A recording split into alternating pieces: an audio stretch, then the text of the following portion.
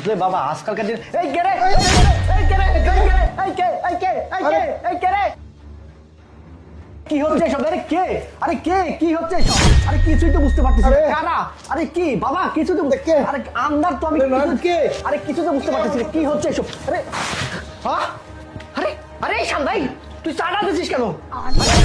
আরে স্যার চুপ ব্যাগ করে থাকুন, শুধুমাত্র মরার অভিনয় করুন, একটু পরে সবকিছু বুঝতে পারবেন, বুঝতে পারছেন?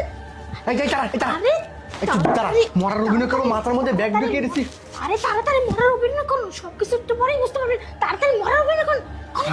আচ্ছা ঠিক আছে।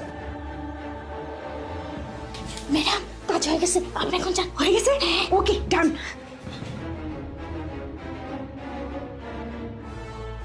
যাক, কাজ হয়ে গেছে। বাপ বেটা দুইটাকে খালাস করে দিয়েছি।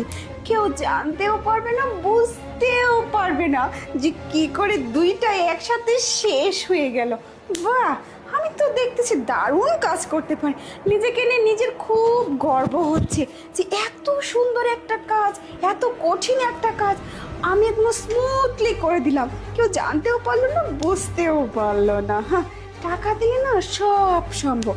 টাকা দিয়ে কাজের মেয়েটাকে হাত করে নিয়ে কত সুন্দরভাবে কাজটা করে ফেলছে। বাহ, আমার তো নিজেকে নিয়ে নিজেরই খুব আনন্দ হচ্ছে।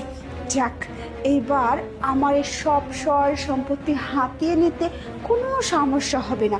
এই বাপ ছেলে দুইটাই ছিল আমার পথের কাঁটা। এই দুইটার একটার জন্যও না আমি কোনোভাবেই এই সয় সম্পত্তি নিজের হাতে পাচ্ছিলাম না।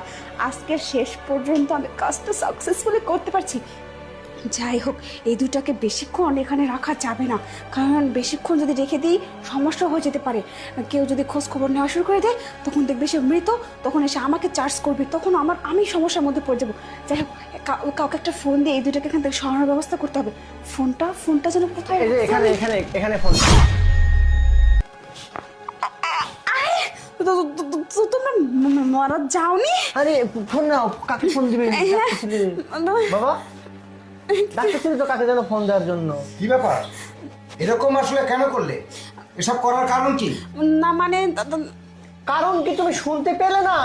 প্রথমে আসলে আগে চেক করলো যে আমরা বেঁচে আছি কিনা, তারপরে সমস্ত সম্পত্তি হাতিয়ে নিবে, টাকা পয়সাগুলো হাতিয়ে নিবে, এটাই ছিল তার মেন ধান্দা। কিন্তু সে এটা বুঝতে পারে নাই যে সে বাঘের গুয়ার মধ্যে ঢুকে বাঘের মুখেই হাত দিচ্ছে। না তো ম্যাডাম মরেনি?